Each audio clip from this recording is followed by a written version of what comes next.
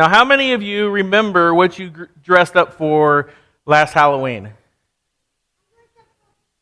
Well, you're a Buzz Lightyear? What else? You have to say it loud enough that I can hear you because I got bad ears. What's that? Who? You forgot? What are you saying? Will, I'm sorry, I can't hear you. Oh, you forgot? Is that what you're saying? Okay. KK, what were you? What is it? Ariel, what were you, Ivan? Scooby-Doo? Oh, awesome. Evie, what were you? Do you remember? No clue? Anybody else remember? Anybody else remember what they were for Halloween? What? Pluto. That's pretty silly. That's great.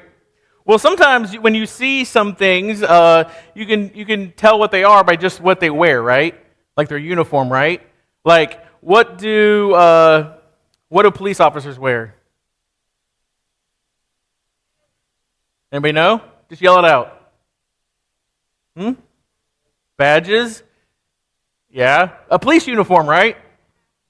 A hat? Yeah, they wear a very a uniform, right? That's something that like police officers. So you know a police officer when you see them because of the outfit that they have on, or maybe the uniform they're wearing. There's a lot of jobs like that, right? So if you were to dress up like one of these jobs, we could guess what you're going to be, unless you're just in the YMCA, or what is that group that sang YMCA? Village People. Yeah, unless you're in the Village People, right? So if you're going to pretend to be a doctor or a nurse, what would you wear? What? A white coat? Yeah, doctor stuff? Stethoscope? Right. What about a baker or a chef? An apron or a chef's hat, maybe? Rolling pin? What if you were a race car driver? What would you wear? You'd wear a steering wheel? I don't think so. Maybe like a helmet and a suit, right? How about a firefighter? What do firefighters wear? Hats? What else? Are they just anything else, or are they just wearing a hat only? Shoes? Hats and shoes? Okay, we're building it slowly. And sometimes they have a uniform on, right? Now today we're going to talk about the person that God wanted to be the king for his people, the Israelite people, right? And now the people had actually picked their first king. They had a king already, and they had picked this king, and his name was Saul. And Saul looked like what they thought a king would look like. He was tall, he was strong, he was very handsome, and he was very good at everything he did. Almost. You ever met somebody like that? Like they were tall and just really good looking, and no matter what they did, they were great at it? You ever met somebody like that? You haven't? You could have said your dad. You could have said your dad. Yeah, he's not that tall though. But anyway, no. But right, like sometimes you see somebody, you're like, man, they're just awesome at everything they do. Now Saul was that kind of person. Actually, in the King James version, it says he was goodlier than anyone else, and so that's something that he said. So he was good at everything almost. Saul was not good at following the directions of God. Are you good at following directions? Yeah? Are you good? You guys good at following directions? Sometimes you listen when people tell you stuff, yeah? Now because of this, Saul actually got into trouble with God, and so God sends Samuel, who's a prophet of God, to go and to speak to King Saul. And so Evie's going to come up and actually read for us what the words are from God. I know somewhere is a microphone. Let's see. Miss Rhea, where did your microphone run off to? Oh, Jamie has it. Well, meet him halfway and get that microphone, will you?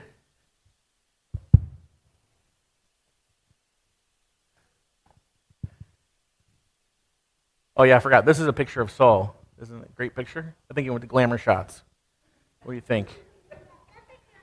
A pretty good picture, right? All right. So here's what Samuel, the prophet of God, says to King Saul. Oh, yeah, hold the microphone up. You have not... I think so. Just talk right into it. You have not kept... You have not kept the command of of the Lord your God gave you. Had you kept it, the Lord would have made your kingdom over Israel forever. But now your kingdom must end, for the Lord has sought out a man after his own heart. Thanks, Evie. So Samuel says, the prophet, he says, God is seeking a king that is after his own heart. Now, we know what a baker looks like. We know what a police officer looks like. We know what a race car driver looks like. But what does it look like? What does someone look like who's seeking the heart of God? Do you know? What's that? He looks what? Dead? Oh, okay. That's one possibility. We hope that he sought the heart of God, sought God before that, but yeah, maybe. Now, does someone who's seeking the heart of God have a uniform on? Do they have special equipment? Maybe. Do they look like a doctor or a nurse or a construction worker when you see them and say, there's somebody after the heart of God? No, right? Like, we don't know. What does it look like for a person to be after? Now, Saul was the king who most people would have been selected if given a choice, but he failed. So maybe there's something to that maybe the people that we think are the best person for the job might actually not be, right? Now, I got to tell you something. I don't know about you guys if you like watching it, but I really like watching a game called football. Yeah, football's pretty cool. Okay, I like watching winning teams. So, like, there's Ohio State on there. I just typed in winning football, and Ohio State came up. I don't know how that happened. I'm just joking with you, crew. Don't be sad. He said, but the Bears are okay. I mean, that's cool. But anyway, now I really like watching it. Now, whether it's on TV or you get to go to the game, football is probably my favorite sport just to watch. And although football is a team sport, what do you think is the most important position in football? Do you know? Your helmet, yeah. But who's the most important player on a football team, do you think? Quarterback, yeah. Quarterback. Coach isn't bad, but yeah, you need a quarterback. There's some of our bigger kids gave the answer for you guys. That's good. One of the most important players is a quarterback, right? A quarterback really helps people. And so back in 2021, now that's 4 years ago, there were 8 quarterbacks that were selected by the 32 NFL teams. That means 1/4 of all the teams, I'm going to make you do math, 1/4 of all the teams selected a quarterback, the most important position on their team. Now, I have a confession to make. One of my favorite players from college football was selected as a quarterback in 2021. But rather than just tell you about it, let me show you, okay? I'm just going to show you guys, I think that's kind of visual aid in the best way. So I'm going to show you one of the best quarterbacks that should have been drafted, and now, he's kind of moved on after he was drafted. He's a guy by the name of Justin Fields. Right? Yeah, cruise with me. He said right. Now, Justin Fields wasn't the first quarterback chosen in 2021. He wasn't even the second quarterback chosen or the third quarterback that was chosen. Maybe he wasn't even the obvious choice, but maybe, just maybe, Justin Fields was the perfect choice, even if he wasn't the first choice. Maybe he was perfect for the Bears. Well, okay, maybe he's now perfect for the Jets, right? Maybe he's perfect for their team. Maybe he's perfect for their situation. Now, sometimes the right choice isn't the obvious choice. Sometimes the right choice isn't always the first choice. Have you ever gotten picked to be on a team and you weren't the first pick? You ever done that? You ever been picked? Yeah. Sometimes you're not the first pick, but sometimes you might be the best player, right? Or you might be the perfect player for that team. But maybe sometimes in our own lives, we might not be the first choice, but we're the perfect choice for what God wants to do. In the same way, when it came to be king for Israel, God sent Samuel to anoint someone who no one would have guessed. All right. This is God speaking through Samuel, and here's what we read. It says, This is God speaking. He says, invite Jesse to the sacrifice, and I will show you which of his sons to anoint. So Samuel did as the Lord instructed. Then Samuel performed the purification rite for Jesse and his sons and invited them to the sacrifice too. When they arrived, Samuel took one look at Eliab and thought, surely this is the Lord's anointed. But the Lord said to Samuel, don't judge by his appearance or his height, for I have rejected him. The Lord doesn't see things the way you see them. People judge by outward appearance, but the Lord looks at the heart. Think about that. It says, the Lord doesn't see things the way that you see them. He sees the heart. Yeah, isn't that pretty cool? Can you see someone's heart? No. Who can? None of us, yeah. But God can, right? He knows the heart of each of us. We continue to read then. It says, then Jesse told his son Abinadab. Do you know anybody named Abinadab? Do you have any friends in preschool or school named Abinadab? Maybe call him Abby for short? No? Okay. Well, anyway, Jesse had a son named Abinadab. They didn't have name books back then, so they had to just come up with them on their own. But Abinadab, and he stepped forward and walked in front of Samuel, but Samuel said, this is not the one the Lord has chosen. Then Jesse calls his third son. His name is Shemiah.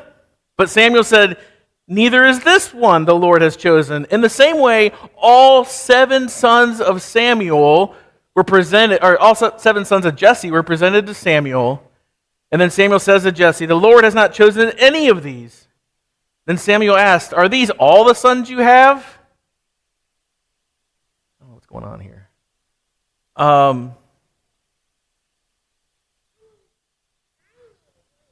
You need a drink? Do you think Samuel needed one? You can go get a drink. It's a long one, right? Then Samuel asked, are these all the sons you have? There is still the youngest, Jesse replied, but he's out in the fields watching the sheep or goats.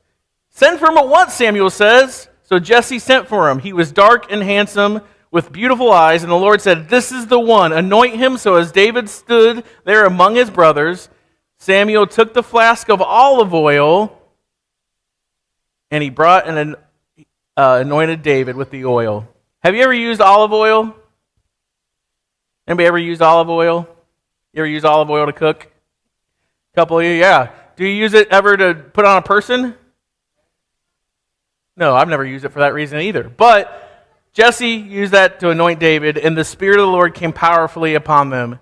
The selection by God, it was completely unexpected.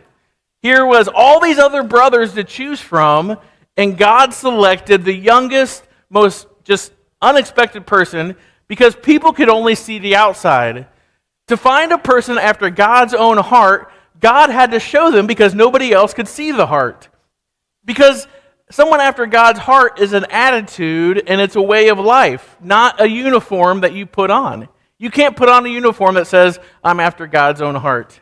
Now, this selection may not have made sense to Samuel or Jesse or any of his siblings, his brothers or his sisters at all, but the reality of it is David wasn't their first choice. He was just a boy, but he was a perfect choice for God. Here's what I want you to hear this morning, is don't think God can't use you just because you or someone else doesn't think that you're the obvious choice. Other people might say, oh, you'll never amount to anything. People might say, oh, who are you to be doing any of this? But the reality of it is that God sees our hearts and can choose people that no one else would even expect. You might be the perfect choice for God in a certain situation. The second characteristic we see in a man after God's own heart in David is that he demonstrated what we would call one of the greatest abilities there are. And Jamie's going to come up there and talk to us about one of the greatest abilities you can have. Thanks, Pastor Scott. Let's give it up for Pastor Scott real quick. You know, it's not every day Pastor Scott calls you and says, hey, I got this message tomorrow and I need something for the kids. So I need you to go shopping and get them something really cool to help teach the lesson. I said, okay, I'll do it. And so this story of David's perfect because you know what? When they were choosing the king, did they choose the tallest? No. Did they choose the strongest? No. Was he the best looking? Probably not. But like Pastor Scott said, his heart was right, and he had made himself available to God. And so you might say, what does that have to do with me? Well, yeah, I am holding a kite. I want you to think about a kite as we proceed through the rest of this message. You know, a kite cannot fly on its own. It really can't. I could go buy a kite, I could put it together, but if I just hide it and put it on a closet or leave it on the ground, it's not going to fly. I have to take it outside, open it up, and I have to make the kite available to the wind. And when I make the kite available to the wind, it will fly beyond anything it could on its own. Well, we're a lot like a kite, guys. You know, God really wants to use us, and if we'll make ourselves available to Him, through His Spirit, He will take us to places we can never get on our own. And so that's our challenge for today, guys. This week, I want you to try to be like David. Just like David might not have been the biggest, strongest, best looking, most talented, whatever. But he did have the right heart, and he made himself available. So this week, let's try to be like David, and let's make our lives just like a kite, that we would open it up to God and say, God, use me. Take me. I'm available. And see what He does with your life. Amen. Let's welcome Pastor Scott back. I didn't go far, so what I want you to get out of what Jamie just talked about is the idea that one of the greatest abilities that David demonstrates is availability. One of the greatest abilities that you can demonstrate is availability. What Jamie didn't mention, though, is that he has kites for each of you after the service. So don't leave without getting a kite, especially if you gave lots of answers. But the reality of this idea is it's one thing for God to select David, but David also had to make himself available to hear and respond to the selection. Can you imagine if David hadn't come back? Like his dad called for him. Does your dad or mom ever call for you and you don't answer right away? You ever do that? Or do you come as soon as they say your name? They don't say your name ever? Oh, you don't come? Okay. Well, but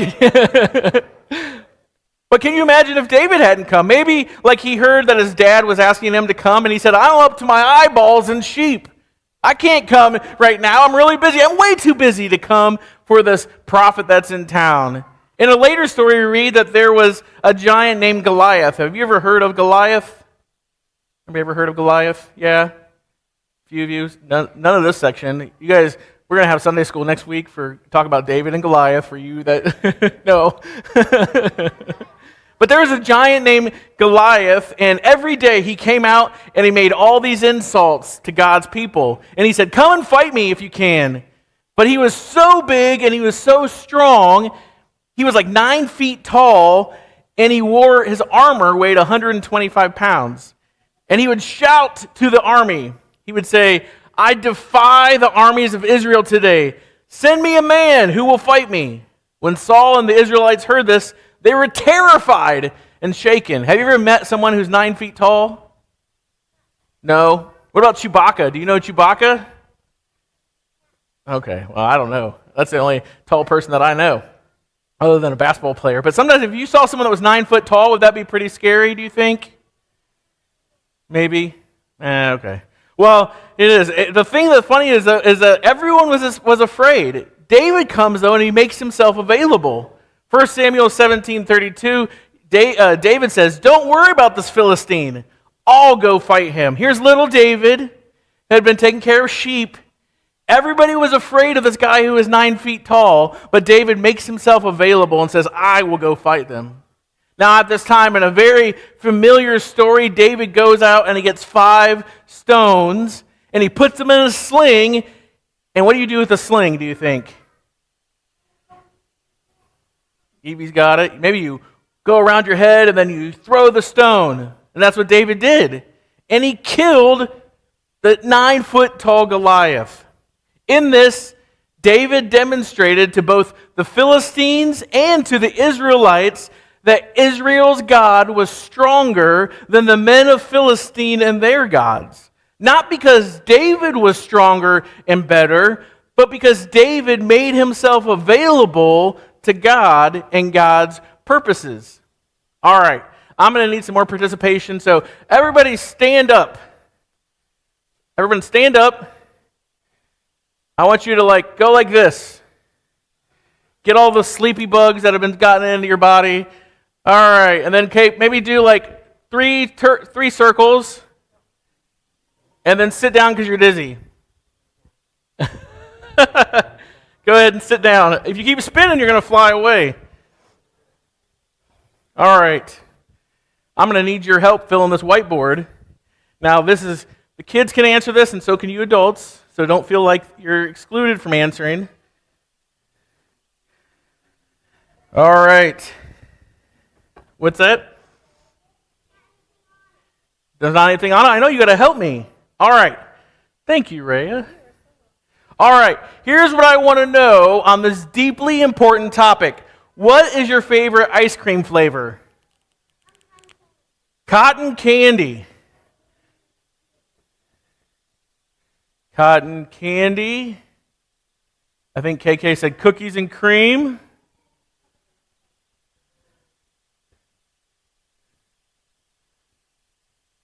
Please forgive the handwriting. Let's see. Evie said Cup of Joe espresso. I'm just putting coffee flavored. All right. Anybody else? Chocolate Oreo.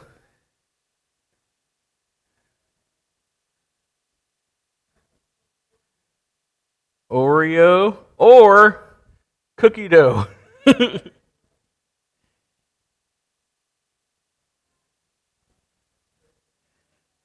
Oh, I missed chip, but chocolate. Can I just put that we got lots of chocolates, very specific. Anybody else? Strawberry. There we go. That's a classic.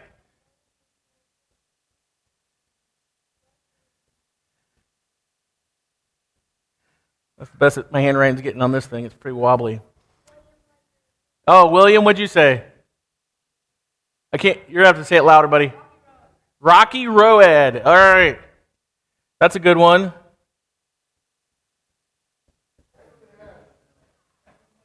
Heavenly Hash. They still sell that? I think that one's next to the mothballs. All right. Anybody else? Any other flavors? Black walnut? Is that what you said? Black walnut. Was it walnut? Is that what you said? Black walnut. Where do you get that? Sounds good. What was the one you just yelled out? Oh, peanut butter party? Oh, okay.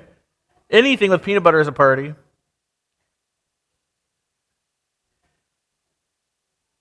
All right, there's no spell check on this, so just bear with me. Anybody else? Last chance. Vanilla.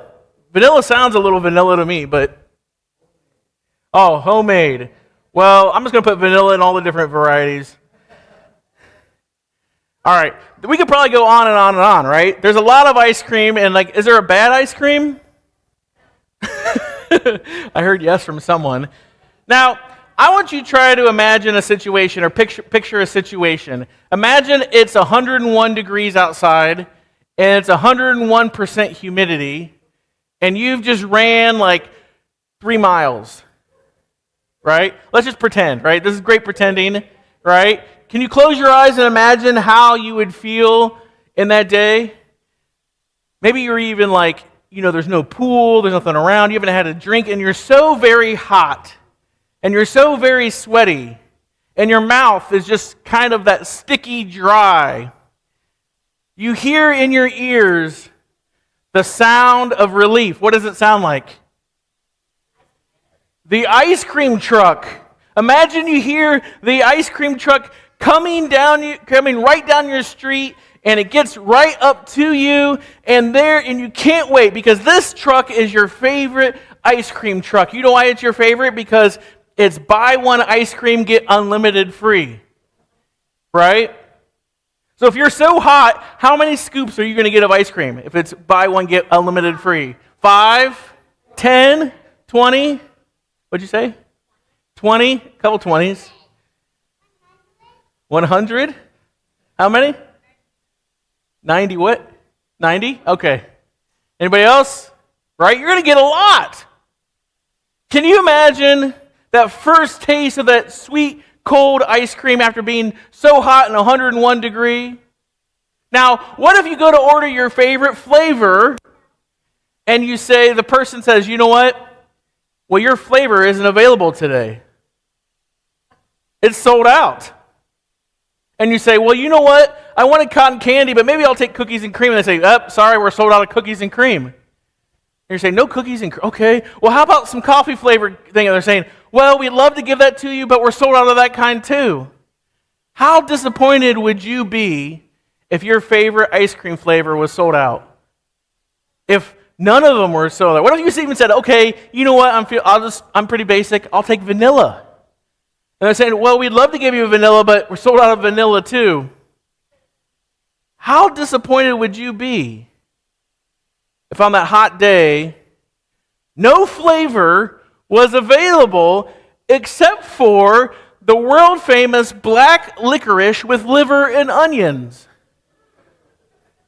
What if that was the only flavor that was available? I imagine it would look something like that. Who loves black licorice with liver and onions? Will is excited. All right, Will would be happy. No, anybody else might not be. You throw it in someone's mouth? Yeah. Huh? You throw it at the ice cream man. Well, oh, that's nice. You would be super disappointed if that's the only flavor that's available. Think of the opportunity lost for that ice cream truck because the only flavor that they had nobody wanted. And there was no flavors available that you wanted. In the same way, David was described as a man after God's own heart, in part because he was available to respond to God's selection. Kids, you've been great. You can go back to sit with your family and your friends and wherever you want to go. I don't want to make you sit up here any longer. You guys did awesome. Let's give them a hand.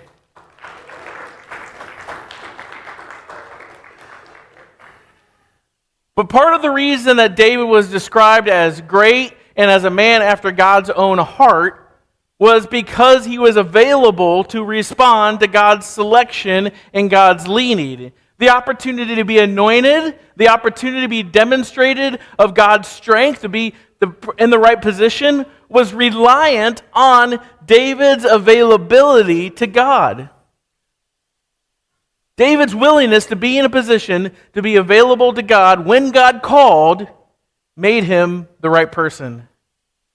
Now, how many times in your own life do you think we may miss out on an opportunity to be used by God because we don't have the willingness to make ourselves available to God? Now, being available doesn't always sound all that thrilling. Because what does being available look like sometimes? Does it look like sitting and waiting? Waiting until you hear from God? That kind of sounds boring to some people. They'd be like, you know what? I'm so bored. I need something to do. But responding in obedience requires availability. Some people are saying, I want God to use me for something great. But sometimes our schedules are so full that God can't do anything because there's no availability. You can't be a boy or a girl or a woman or a man after God's own heart if your time and your heart are primarily attuned to things other than God. We read Jesus saying in Matthew chapter 6, no one can serve two masters.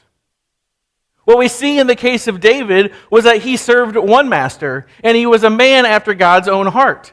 When we look at the boy that would become a man who would unite Israel as their king, we see that David was great, not because he looked the part, not because he was everyone's first choice, not because he was the obvious choice, but because first, David was God's choice because God knew his heart and he served one master, and that was God.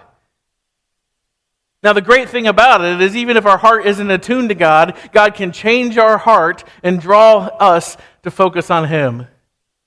The other thing about David is he became great because he demonstrated the great ability of availability. God knew David was after his heart because he made himself available to respond to God as he guided him. You and I don't have to put on the perfect uniform or necessarily to look the part to everyone else. The thing that needs to be in tune, the thing that needs to be aligned, isn't the way necessarily we look. It is a willingness, it's an attitude of availability and a heart that says, I'm going to put God first no matter what the cost is. If we are willing and available to God, he will partner with us to take part in his big story of how he's rescuing his creation through his son Jesus Christ. And he invites all of us to be involved in that. And so the question I want you to ask yourself is, in what ways can you make yourself available to God? Jamie asked us that question too. And it might have seemed like it was just for the kids, but it was for everyone. What are ways this week that you can make yourself available to the move of God?